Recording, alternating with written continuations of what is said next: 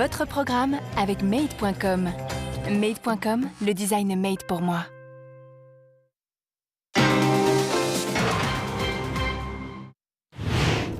Et c'est la suite du Grand Soir Week-end avec pas moins de 10 millionnaires dans le gouvernement. La publication des chiffres par la Haute Autorité de la Transparence de la Vie Publique. C'est vrai, on a peut-être étonné plus d'un, comme par exemple Nicolas Hulot, le ministre de l'Écologie, propriétaire de plus de 6 voitures à pétrole, ou encore Muriel Pénicaud qui se trouve à la tête d'un patrimoine supérieur à 7 millions d'euros, Julie. Et on en parle avec Olivier Babot, économiste et président de l'Institut Sapiens, Moustapha Tossa, politologue, et Didier Bécher, député de La République En Marche des Yvelines, membre de la Commission de la Défense nationale et des Forces armées. Alors, quel est le patrimoine de nos ministres? Qui sont les millionnaires dans le gouvernement? On fait le point avec Antoine Lefebvre. Bonjour. Au palmarès des ministres les plus riches, celle du travail.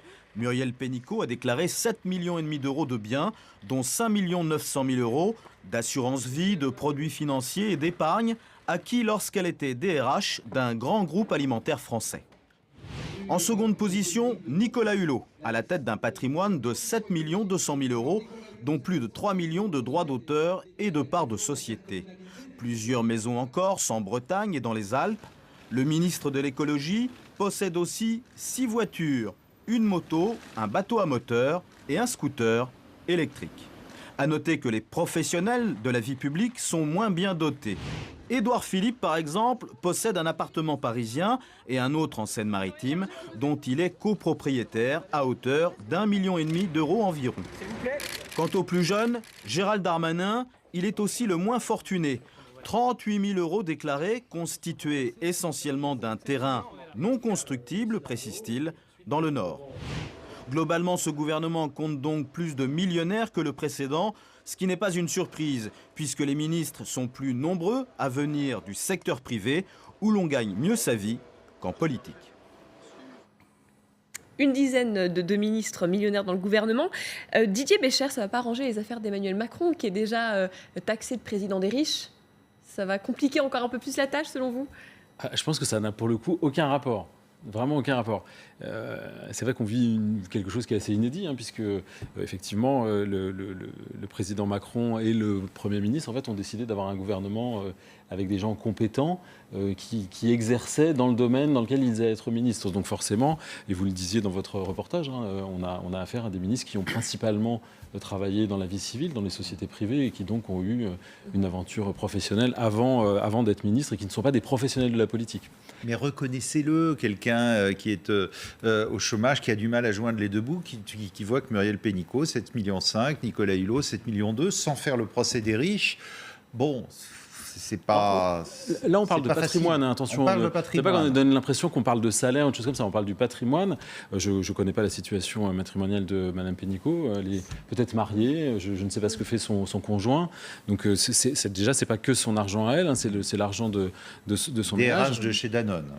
Oui, plus de 100 000 salariés, plusieurs milliards de chiffre d'affaires sur tous les continents, des salariés sur l'ensemble des continents. Je pense qu'effectivement, elle avait une rémunération élevée par rapport au poste qu'elle occupait. Enfin, rien de choquant, je pense. On va revoir les chiffres. Nicolas Hulot, lui, c'est la télévision, d'autant qu'il était producteur d'émissions qu'on a tous regardées pendant de très nombreuses années. Scène, Actes Sud, c'est principalement du patrimoine d'entreprise. C'est son entreprise, c'est son entreprise, et la moitié de son patrimoine, c'est d'ailleurs dans son entreprise. Donc là aussi, je pense que un chef d'entreprise, à un moment donné, il gagne de l'argent et il investit son argent pour développer son entreprise.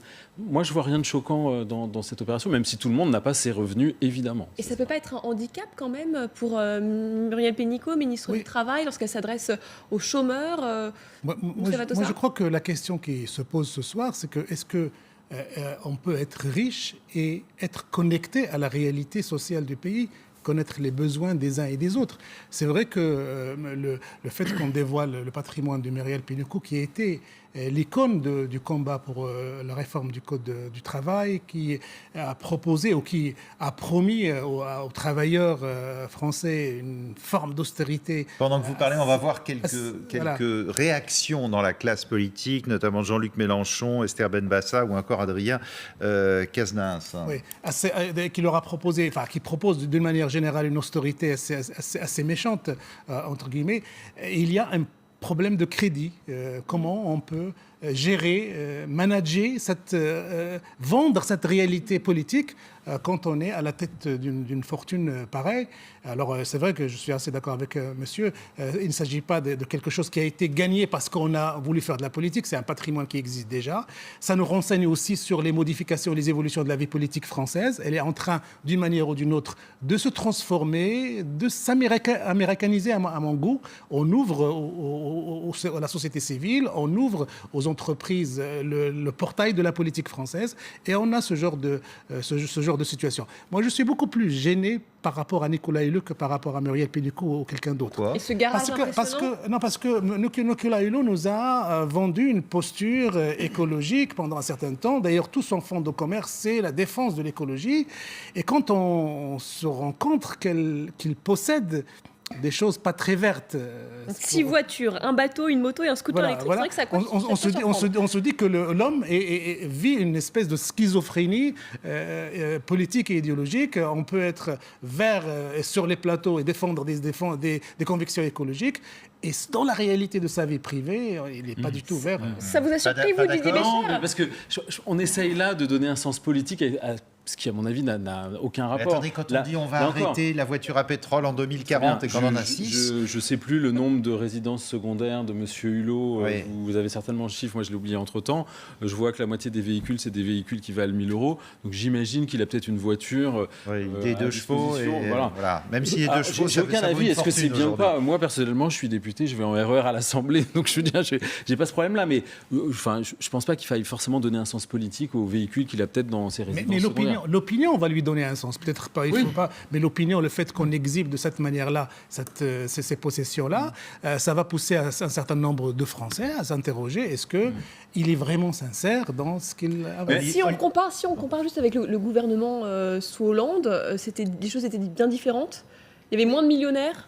Oui, mais ce que vous soulignez bien dans votre reportage tout à l'heure, c'est qu'on est passé dans une ère effectivement assez nouvelle. Ça faisait très longtemps qu'on disait « faisons rentrer la société civile, ouvrons enfin les fenêtres d'une classe politique qui était extrêmement fermée, avec des gens qui étaient uniquement des politiciens de carrière ». C'est ce qu'on a vu arriver dans l'Assemblée nationale de façon massive, et c'est ce qu'on a vu arriver aussi dans le gouvernement, ce qui fait qu'aujourd'hui, vous avez effectivement des gens qui ont des patrimoines qui sont probablement différents et supérieurs de ceux qui pouvaient exister dans les précédents gouvernements. Mais déjà, si on peut en parler, c'est déjà qu'il y a une transparence qui est quand même assez extraordinaire. Il faut peut-être déjà saluer, parce qu'autrefois, peut-être que c'était le cas, mais on n'avait aucune chance de le savoir. Aujourd'hui, ce qui est clair, c'est que plus personne ne peut passer au travers. Il y a quand même des vrais progrès en termes d'éthique et de règles qu'il faut quand même saluer, parce que si justement il y a un dégoût à la démocratie, c'est parce qu'il n'y avait pas ça. C'est toujours tabou dans l'opinion, c'est un mauvais procès. C'est toujours cette idée de Balzac, vous savez, derrière toutes les grandes fortunes, il y a un grand crime. Si on parle de cet argent, c'est quelque part, on se dit... mais on ne gagne pas autant d'argent en étant honnête aux gens. Je crois que c'est dans le bourgeois gentilhomme. Ouais. Alors que, la réalité, c'est que là, on sait très bien comment ils l'ont gagné. Il n'y a aucun mystère. Donc, encore une fois, faisons pas la confusion, un petit peu comme on le fait d'ailleurs, entre optimisation fiscale et fraude fiscale. Il n'y a pas de faute. Il y a de l'argent qui a été... C'est un mal français. Je pense que c'est un mal français. C'est une espèce de christianisme et d'égalitarisme, pourrait dire, mal digéré, qui fait qu'on a beaucoup de mal avec l'argent des autres. C'est une suspicion structurelle dans la relation des Français avec l'argent. Jusqu'à présent, il n'y a pas encore eu de réconciliation des Français avec l'argent. Chaque fois que quelqu'un est riche, il est forcément soupçonné de ne pas l'avoir gagné honnêtement. Il y a ça qui est... Contrairement aux États-Unis. Contrairement aux États-Unis, où il n'y a pas de complexe à être le plus fortuné et à l'exhiber devant tout le monde, ça ne choque personne. D'accord avec ça, Didier Béchère ? Oui et non. C'est-à-dire que... Déjà, là, on fait un focus sur, encore une fois, des personnes qui ont une carrière professionnelle qui est derrière eux et une longue carrière professionnelle. D'accord, on n'est pas. Si vous prenez les plus juniors du gouvernement, ils sont absolument pas avec le même. Gérald Darmanin, qui est d'ailleurs proche du patrimoine moyen des Français, même en dessous. Ça veut dire qu'il y a une carrière quasi exclusivement politique. Donc là, c'est pareil, ça se saurait. Et qui est le plus jeune aussi. Voilà. Attendez, ça veut dire que si on veut gagner de l'argent, faites pas de la politique. Oh bah ça, je pense que tous les gens qui font de la politique vont vous le dire. Enfin, moi, depuis 20 ans, je suis DRH d'entreprise dans le privé. Je ne gagne pas ma vie en politique. Et je ne le fais pas pour ça. Mais là, c'est pareil. Enfin, moi, je crois qu'il y a des choses qui sont beaucoup plus choquantes que d'avoir un avis sur la carrière ou l'argent que des gens ont gagné. Enfin, personne ne met en cause la manière dont ces personnes ont gagné de l'argent je pense qu'il n'y a rien d'ostentatoire dans ce qu'ils ont dans leur patrimoine. Hein. Mmh. Ils ont du patrimoine immobilier. La majorité des gens dont on parle aussi habitent probablement en région parisienne. Hein. Donc l'immobilier, on sait aussi qu'il est extrêmement cher. Moi, je suis beaucoup plus choqué quand avant 2015, on pouvait faire de l'argent en tant que parlementaire en achetant sa permanence, par exemple, et en la revendant. Ça, c'est choquant. Ouais. Parce qu'on utilise de l'argent public à un moment donné de manière détournée. Là, on n'est pas du tout dans ces cas-là. Ceci dit, donc, il ne faut pas dire que la politique ne rend pas riche. Non, dans la réalité, dans la vie, il y a eu à un moment donné des gens qui se sont enrichis sur le plan personnel parce qu'ils ont occupé des fonctions Mais ça s'appelle de la corruption. Politique. Non. Et on a des exemples qui circulent encore, dont les noms sont encore Là, de moins en moins. sur le théâtre. Rassurez-nous. Oui, de moins en moins, notamment depuis l'affaire Cahuzac et depuis cette prise de conscience et de François Hollande et d'Emmanuel Macron de rendre plus transparente la vie politique. Premier texte de loi que nous avons voté et donc qui a été entériné au mois d'août de cette année, c'était la moralisation de la vie publique. C'était pas pour rien. C'est bien parce que dans l'opinion publique, il y avait une suspicion permanente qui continuait et avec des exemples qui franchement pas glorieux. Les emplois familiaux, ces histoires de financement de permanence, les réserves parlementaires distribuées, on ne sait pas trop sur quels critères. Voilà, donc tout ça, c'est derrière nous définitivement et c'est franchement une bonne chose. On parlait de cette gêne des Français avec l'argent. Regardez la réponse de Christophe Castaner qu'on sent un brin agacé. Moi, je suis presque millionnaire, à la fois avec un emprunt, parce que mes 2 parents sont morts. Et parce qu'ils sont morts, je suis devenu presque millionnaire. Je vous invite à aller jusqu'au bout de votre question et à publier ma réponse, et à éditer et à diffuser ma réponse. Et évidemment, elle a publié la réponse. Il est énervé, là, Christophe Castaner. Et puis il essaie de se justifier aussi. Oui, mais c'est toujours quand on touche au patrimoine, je pense que c'est là où il faut essayer de comprendre. Enfin, moi, je ne connais pas la vie de Christophe Castaner, mais à un moment donné, un patrimoine, comment on l'a obtenu? Est-ce qu'on a un conjoint? Qui amène les revenus? Là, il dit clairement, j'ai hérité. Là, voilà, il explique. Donc, cet argent, encore une fois, il ne l'a pas volé, mais la situation patrimoniale fait qu'il va devenir millionnaire. Est-ce qu'on peut lui reprocher? Je ne crois pas. Puis moi, la surprise que j'ai eue aussi quand j'ai lu ce patrimoine-là, c'est Gérard Darmanin. Moi, je suis presque tenté de l'appeler le Olivier Bezosno du gouvernement. C'est-à-dire il possède moins de 50 000 euros de biens, dont environ 30 000 euros pour un terrain non constructible dans le Nord.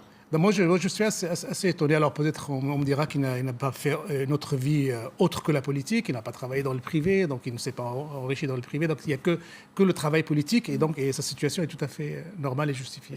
Olivier Babot, le patrimoine moyen, c'est quoi? C'est 158 000 euros bruts par ménage, c'est ça? Oui, c'est ça, voilà. Et puis la succession moyenne, effectivement, c'est assez faible en réalité. C'est plutôt, je crois, aux alentours de 25 000 euros. Vous voyez. Donc en réalité, évidemment, la plupart des gens sont très très loin de ce chiffre. Donc effectivement, il y a un effet forcément de décalage. Et peut-être que si certaines personnes peuvent être choquées par les chiffres qu'on a pu annoncer des patrimoines, c'est peut-être parce qu'on comprend mal ce que c'est qu'un gouvernement. Un gouvernement, c'est quoi? Ça ne représente pas les Français. Ça, c'est peut-être le travail des assemblées. Un gouvernement, c'est pas un casting non plus social ou sur le sexe. C'est un casting sur la compétence. En tout cas, ça doit l'être. Et à partir du moment où des gens sont compétents, eh bien, à ce moment-là, quelle que soit leur formation, quel que soit, on peut dire, leur niveau de patrimoine, il vaut mieux mettre les meilleurs à la commande de la locomotive plutôt que les moins bons. Il se trouve que quand vous réussissez dans la vie, effectivement, en général, souvent, pas toujours, mais souvent, ça va aussi avec des gains matériels. Donc, effectivement, des gens qui réussissent, si on prend des gens qui réussissent, c'est souvent des gens qui ont gagné un petit peu d'argent. Mais moi, je rejaillis sur la compétence, mais il n'y a pas que la compétence, il y a aussi le feeling social, parce que quand on plane sur une fortune aussi immense que celle, par exemple, de Muriel Pénicaud, comment on peut sentir ce que c'est que vraiment... alors attendez, écoutez, on est en plein dedans. Maurice Ulrich de l'Humanité, journaliste à l'Humanité, cet après-midi sur LCI. Comment quelqu'un qui gagne 1 500 € ou au SMIC peut-il entendre les sommes que gagne Mme Pénicaud, qui est ministre du Travail? Ça me pose un problème. Et en plus... De l'autre côté, je me dis, au fond, est-ce que Muriel Pénicaud, ministre du Travail, est vraiment à même de comprendre les problèmes de quelqu'un qui gagne le SMIC? Donc ça, vous êtes d'accord avec ça? Ça décrédibilise ce que vous dites là. Non, moi je ne travaille pas à l'UMA, mais je m'interroge. Je m'interroge de savoir. C'est-à-dire qu'à un moment donné, est-ce que l'argent qu'on possède, que ce soit en patrimoine ou en salaire ou en biens, est-ce que ça nous donne cette possibilité de rester connecté à la réalité sociale du pays? C'est ça qui est maintenant en jeu. La réalité sociale du pays, elle se vit sur le terrain. Et dans le cas de Muriel Pénicaud, pour voir régulièrement et avoir participé à plusieurs choses, il y a pas plus tard que 15 jours avec elle. Si on prend l'exemple des emplois francs, Muriel Pénicaud, elle travaille sur la mise en place des emplois francs. Qu'est-ce que c'est qu'un quartier politique de la ville qui va bénéficier des emplois francs? C'est pas du tout quelque chose de théorique pour elle. C'est quelque chose qu'elle va chercher sur le terrain avec des associations comme Mosaïque RH qui l'emmènent se confronter à la réalité de la difficulté pour les jeunes de ces quartiers de trouver un emploi. C'est absolument pas théorique pour elle. C'est quelque chose qu'elle touche du doigt concrètement dans son travail. Et ça n'a rien à voir avec son patrimoine personnel. Et puis j'ai aussi vu les commentaires sur cette affaire-là et on rappelle avec beaucoup de gourmandise qu'on peut être multimillionnaire et avoir été derrière des réalisations, des évolutions sociales extrêmement importantes dans le pays. Elle a été DRH d'une entreprise qui a une historique sociale extrêmement intéressante pour le pays. Il n'y a pas eu tellement de réactions d'ailleurs de Mélenchon notamment, qui lui-même d'ailleurs est très fortuné, il faut le rappeler aussi. Non, mais maintenant la question est comment elle va pouvoir gérer cette situation, parce qu'il y a un mandat qui l'attend, il y a des interviews, il y a des interrogations, des interpellations, donc elle ne va plus parler comme avant. Ça tombe pas forcément bien, quoi, ce genre de révélation.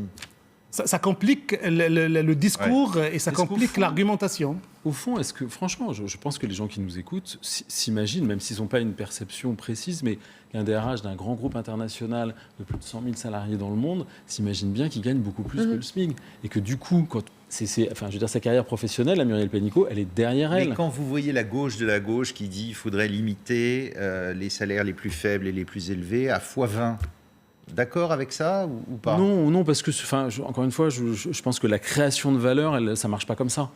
Un entrepreneur, il a besoin de visibilité, et lui, il va s'éclater avec cette visibilité qu'on va lui donner. Et pourquoi il entreprend?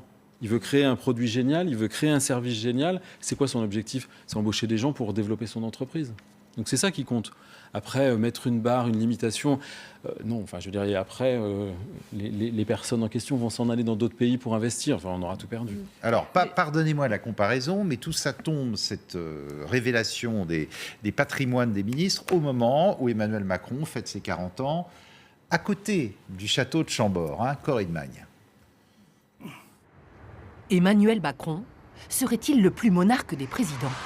Pour ses 40 ans en famille, le président qui prône la renaissance politique s'offre le temps d'un week-end Chambord, le joyau architectural de la Renaissance. D'aucuns y voient déjà un symbole. Jean-Luc Mélenchon, le premier, qui trouve cela, je cite, « ridicule ». Arrivé hier soir, le chef de l'État a d'abord rencontré les chasseurs, ayant participé dans la journée à une battue de régulation. C'est la première fois depuis des années qu'un président de la République en fonction vient assister et honorer de sa présence donc au tableau de chasse, devant les chasseurs, devant les rabatteurs, devant les maîtres chiens. Donc pour nous, c'est un grand honneur. C'est Tiffaine, la fille de Brigitte Macron, qui poste la première photo de ce moment privé. La famille est hébergée au gîte des réfractaires au pied du château. Un hébergement haut de gamme à 800 € le week-end. Mais pour faire taire la rumeur, un communiqué de l'Élysée affirme qu'il s'agit d'un déplacement sur les deniers personnels du président de la République. Et c'est ce soir, dans les salons du château, que la fête d'anniversaire d'Emmanuel Macron aura lieu, sous le regard bienveillant du maître des lieux, François Ier. Ouais. Alors ça fait évidemment beaucoup réagir. Regardez quelques réactions, celle d'Adrien Quatennens de la France Insoumise. Boum à Chambord pour l'anniv à Manu. Assiette en carton, Bombec et Cotillon. Réaction aussi d'Esther Benbassa, sénatrice Europe Écologie Les Verts. Les deux chiffres du jour. Les 40 ans qu'Emmanuel Macron va fêter au château de Chambord et les malheureux 1,24% de revalorisation du SMIC au 1er janvier. Et puis Jean-Luc Mélenchon, pourquoi est-ce qu'il s'en va célébrer son anniversaire à Chambord? Quelle drôle d'idée. Je suis tellement républicain que tout ce qui touche au symbole royaliste m'exaspère. Je trouve ça ridicule. Là encore, Didier Béchère, une réaction? Une polémique qui n'a pas lieu d'être? Je ne sais même pas pourquoi on polémique. Enfin, je veux dire, il fête ses 40 ans, grand bien lui fasse. Voilà, sinon Chambord, c'est intéressant. François Ier, voilà. Je pense à Léonard de Vinci. Enfin, moi, j'ai pensé à Léonard de Vinci, moi, personnellement. Donc, je me dis, tiens, c'est un signe voilà, vers l'avenir, la disruption. Ça m'intéresse. Je trouve que c'est plutôt bien vu. La Renaissance. Mais de toute façon, depuis le début de son mandat, Emmanuel Macron a montré qu'il accordait une importance particulière à un certain nombre de sites historique, le Louvre, Versailles, maintenant Chambord. Donc est-ce qu'on peut lui reprocher d'aimer ça, de vouloir mettre en scène son mandat et sa vie, est-ce que ça suffit pour le cataloguer de monarchie et de monarchiste ou de monarchique? Je ne crois pas. Moi, je reviens à l'accusation de président des riches. Je crois qu'elle a été lancée dès le départ, mais le problème, c'est qu'elle n'a pas tenu. Ça a fait comme de l'eau sur un corps. C'est-à-dire que ça n'a pas tenu comme ça a été le cas, par exemple, de Nicolas Sarkozy au début de son mandat. La preuve, sa popularité n'a pas atteint des profondeurs. Elle remonte d'ailleurs. Elle remonte. Et les Français semblent comprendre ça, qu'il soit de ce profil-là, après avoir vécu Sarkozy puis Hollande. Donc Emmanuel Macron ne semble pas choqué. En tout cas, on ne le sent pas, à part dans un certain nombre de cercles de l'opposition. C'est de bonne guerre, Mélenchon, c'est de bonne guerre qu'il attaque sur cet angle-là. Le président des riches, d'ailleurs, Laurent Wauquiez l'a attaqué sur le président parisien, le président mondialiste, et un certain nombre d'opposants qui l'attaquent sur le président des riches. Mais jusqu'à présent, je dis et je répète que ça n'a pas encore eu l'impact sur sa popularité et sur sa gouvernance que normalement une telle accusation aurait dû avoir, comme ça a été le cas de Nicolas Sarkozy. Regardez là, la popularité en V d'Emmanuel Macron qui remonte, ce qui est très rare pour les présidents de la République en début de mandat. Absolument. Il faut se souvenir de la polémique qui avait eu lieu sur la déclaration d'Emmanuel Macron pendant la campagne, sur l'idée qu'il n'y avait pas de culture française et culture en France. Finalement, cette célébration du patrimoine à travers le fait de braquer les projecteurs sur Chambord, c'est une façon quelque part aussi de se rattraper. Et je me dis que où qu'il aurait pu choisir d'aller, on aurait pu trouver une raison de faire une polémique. Il serait allé au Mont-Saint-Michel, on aurait dit oh là là, beaucoup trop religieux. Il serait resté à Paris, on aurait dit regardez le président parisien. Il serait allé dans le sud, on aurait dit oh là c'est bling bling le sud. Enfin bon, on aurait de toute façon pu trouver quelque chose. Il y a un côté un petit peu évidemment grotesque. Il n'aurait rien fait, on aurait dit, il n'a pas célébré. Il n'aurait rien fait, on aurait dit alors il n'a pas voulu. Enfin bon, bref, on aurait pu tout trouver. Moi, ce que j'ai vu, c'est que sur Twitter récemment, on disait c'est formidable en Chine. Tout d'un coup, le fait qu'il soit allé au zoo voir le panda et qu'il ait vu Chambord, ça fait une pub magnifique à ces deux endroits. C'est tout ce qu'on peut souhaiter pour le tourisme français. Qu'est-ce qui fait de différent de tous les Français? C'est-à-dire qu'il va fêter son anniversaire dans un gîte avec des amis. Moi, je connais plein de gens qui font ça. Il va visiter ensuite des châteaux qui sont du patrimoine français. Est-ce que nous, autour de cette table, on n'a pas été visiter les châteaux de la Loire comme quelque chose de tout à fait normal? Enfin, je ne vois rien de choquant ni de polémique dans cette démarche. Voilà, il a réuni des amis dans un gîte et il en profite pour faire du patrimoine culturel. C'est une très très bonne nouvelle pour la France. Et puis ça met la lumière sur une chose assez importante. La France a un président qui a 40 ans. Ça, c'est quelque chose d'extraordinaire. Un vieux pays qui arrive à élire un jeune de 40 ans. Rien que ça a de l'importance. Alors on le disait, Emmanuel Macron qui lui aussi parlait d'une gêne avec l'argent en France. Il y a quelques semaines, il parlait d'une jalousie des Français qui paralysait la France. Écoutez. Pour que notre société aille mieux, il faut des gens qui réussissent. Et il ne faut pas être jaloux d'eux. Il faut dire c'est formidable. Par contre, ce que je leur demande, c'est d'être des premiers de cordée. Et c'est pour ça que, aussi vrai que je n'aime pas la jalousie qui consiste à dire ceux qui réussissent, on va les taxer, les massacrer parce qu'on ne les aime pas. Je n'aime pas le cynisme de parfois celles et ceux qui réussissent et qui se replient dans un égoïsme où le seul but de la vie serait d'accumuler de l'argent. Et donc, ils doivent aussi s'engager dans la société en créant de l'emploi, de l'activité. Vous comptez sur leur bonne volonté. Je crois à cela. Et que nous ne redresserons pas l'économie de notre pays si nous n'encourageons pas nos jeunes à aller le plus loin et le plus haut possible. On m'interrogeait sur la création d'entreprises, qu'en effet, des jeunes aient cette ambition de pouvoir devenir milliardaires. Et en effet, c'est une bonne chose. Qu'est-ce que je voulais dire par là? Que la volonté de réussir à tout prix et de réussir formidablement, c'est une des forces de la jeunesse. Alors, il brise un tabou, là, Emmanuel Macron. Question, est-ce que les Français sont en train de changer dans ce tabou, justement, et que avoir de l'argent, c'est plus un gros mot? Moi, je sais vous me parlez, je crois que oui. Je crois que rien que l'élection d'Emmanuel Macron et le discours, ce discours-là, novateur qu'il est en train de distiller vers les Français, est quelque chose de susceptible d'installer l'amour de la réussite, même l'amour de la réussite individuelle.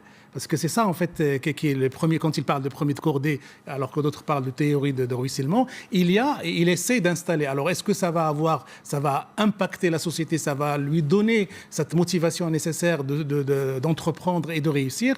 Mais en tout cas, il en parle. Et le fait qu'il en parle de cette manière-là, avec cette passion, avec cette sincérité, parce qu'on ne peut pas lui reprocher de mentir, et on sent qu'il est sincère sur ce... Rappelez-vous François Hollande qui disait qu'il n'aimait pas les riches. Bon, il s'est repris un peu après. Oui, mais il y a une vraie sincérité d'Emmanuel Macron sur ce discours-là. Maintenant, toute la question est de savoir comment la société française va être impactée par une telle posture et qu'est-ce qu'il va... parce qu'il faut attendre quelques mois ou 1 ou 2 années pour voir si l'effet Macron est un effet bénéfique pour la société française. C'est un tabou franco-français, Olivier Babot? Oui, il faut voyager un petit peu pour se rendre compte combien, et spécialement évidemment dans les pays anglo-saxons, ce genre de polémique est absolument inimaginable. C'est-à-dire qu'on ne comprend même pas de quoi il s'agit. Et en fait, c'est vrai qu'on parle de franc-parler quand on parle des déclarations du président, mais c'est surtout parce qu'on avait pris l'habitude peut-être d'une sorte de langue de bois assez terrible sur ces questions-là, où il fallait absolument plus parler du fait qu'il y avait des gens qui réussissaient, où c'était devenu effectivement honteux. Le président de génération aussi. Il y a peut-être une question de génération et qu'un président qui avait jusqu'à donc peu de temps, 39 ans, non c'est jeudi son anniversaire, non c'est ça, donc il a encore 39 ans, n'est-ce pas, effectivement peut se permettre et a une façon de voir les choses qui est totalement différente, et surtout quand on pourrait dire, parce qu'il a travaillé dans le privé, on pourrait dire en liaison avec la mondialisation, avec l'économie, on est plus facilement effectivement ouvert à cette idée-là qu'aujourd'hui le développement, et c'est ce qu'on a vu dans le monde, je veux dire depuis 2 siècles, si des milliards de personnes, des milliards, sont sortis de la pauvreté, c'est justement parce qu'il y a eu ce développement économique et ces échanges. Et c'est ça qu'il faut reconnaître quand même au système, qui évidemment a beaucoup de défauts et évidemment est évidemment perfectible, mais a quand même prouvé une certaine efficacité dans l'amélioration globale et massive des conditions de vie des gens. Didier Bécher. Et il dit avec la même force, c'est ça qui est intéressant et que tout le monde peut comprendre, nous aidons les entreprises, nous facilitons la vie des entreprises et oui, l'argent n'est absolument pas tabou. Par contre, il va vous parler avec exactement de la même force, des discriminations et des luttes contre les discriminations. Il va dire aux entreprises, je vous ai ouvert les portes pour faciliter et donner un chemin plus simple, plus clair pour vous, pour avoir cette visibilité. Par contre, attention, je vais relancer le testing pour m'assurer qu'en matière de recrutement, il n'y a pas de discrimination, les emplois francs, etc. Enfin, encore une fois, et c'est vraiment 2 choses qui sont extrêmement présentes. Les entreprises, oui, mais attention, je vais vous attendre au tournant sur les discriminations. Donc vous avez aussi un effort à faire dans la manière dont vous allez recruter, et je suis aussi sensible à ce qui se passe dans les quartiers beaucoup plus difficiles. Alors à propos, être riche, ça veut dire quoi? Eh bien, regardez, LCI a mené son enquête. Antoine Bourdaria s'est allé promener son micro. Est-ce que vous vous considérez comme riche? Non, une vie confortable, mais pas riche, non. Je peux vous demander combien vous gagnez par mois? Je suis indépendant, alors ça varie. Ça varie, des fois c'est un SMIC, parfois c'est beaucoup plus. J'ai un salaire qui est autour de 1 300 € et donc en vivant dans la région parisienne, non, je ne me considère pas forcément comme riche. Est-ce que vous, personnellement, vous vous considérez comme riche? Non. Classe aisée supérieure, mais pas riche. Dans le haut de la classe moyenne, on va dire. C'est-à-dire, vous gagnez combien par mois? 3 000 €. Non, pas riche, aisé. Aisé, propriétaire, pas riche, non. Vous gagnez combien environ par mois? Je gagne le SMIC, mais en net, 1100 et quelques euros. Enfin, 1100, ouais. À partir de quel montant on devient riche, selon vous? Je dirais 1500. Je dirais 3 000 €. Vraiment riche, on peut se considérer riche peut-être à partir de 5 000 €. C'est entre 7 et 10 000 € par mois, je commencerai à me dire, oui, je commence à être riche. Je dirais 8 à 10 000 €. Là, je pense que c'est pas mal pour se payer tout ce qu'on a en frais, assistante maternelle, le logement, etc., etc. On va dire 13-15 000 € par mois. On peut considérer qu'on est riche, c'est-à-dire faire un peu ce qu'on veut quand on veut. Voilà. Mais après, avec toutes les charges des enfants, de la maison, etc., à moins de ça, non, on vit bien. Ouais, c'était au micro d'Hortense Villate et non pas d'Antoine Bourdarias. Je me tourne vers l'économiste. On est riche à partir de 4 000 €, c'est ça? À partir de quel est le niveau à partir duquel on se considère riche? C'est très difficile à évaluer. Alors effectivement, ça varie évidemment selon les pays, puisque c'est par rapport effectivement au niveau général des prix, dans lequel il y a évidemment le logement, par exemple. Et évidemment, le renchérissement du logement fait que, à niveau égal, évidemment, en fait, vous avez non pas seulement un sentiment, mais une réalité qui est différente. Je crois que c'est Sénèque qui disait que c'est moins le manque de ressources que l'abondance des convoitises.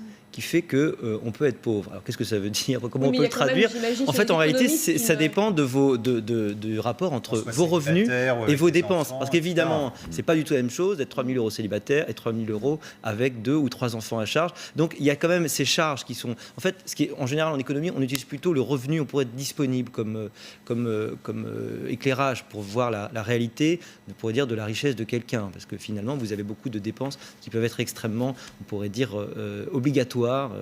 Ça vous étonne quand même, cette diversité de réponses? Parce que vous avez vu, être riche, ça va de 1 500 à 15 000 par mois. Chacun réagit par rapport à son propre vécu, et on est toujours plus pauvre ou plus riche que quelqu'un.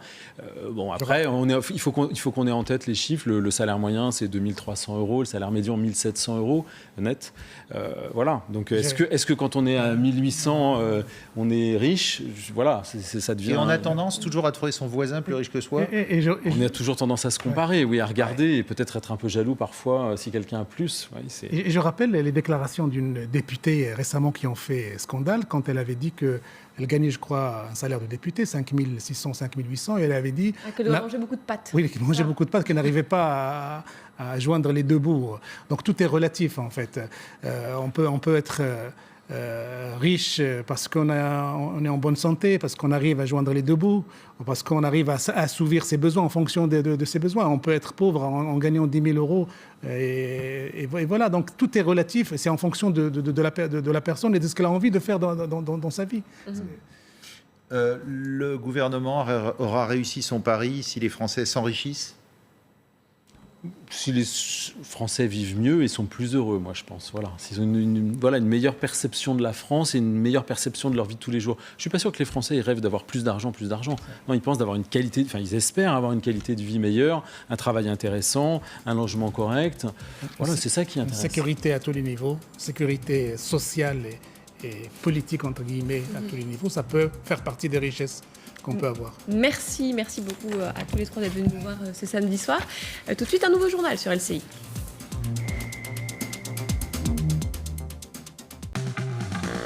C'était votre programme avec Made.com. Made.com, le design made pour moi. Tous les week-ends, nous nous retrouvons pour l'interview portrait d'une figure de l'époque. Une personnalité issue du monde des lettres, de la création, de la mode, des idées. Nous parlerons d'hier, d'aujourd'hui et de demain. Ce week-end, je reçois Jean-Christophe Ruffin. À très vite sur LCI. Retrouvez toutes vos infos sur l'appli LCI. Ce programme vous est présenté par Century 21, entreprise et commerce, réseau partenaire des commerçants.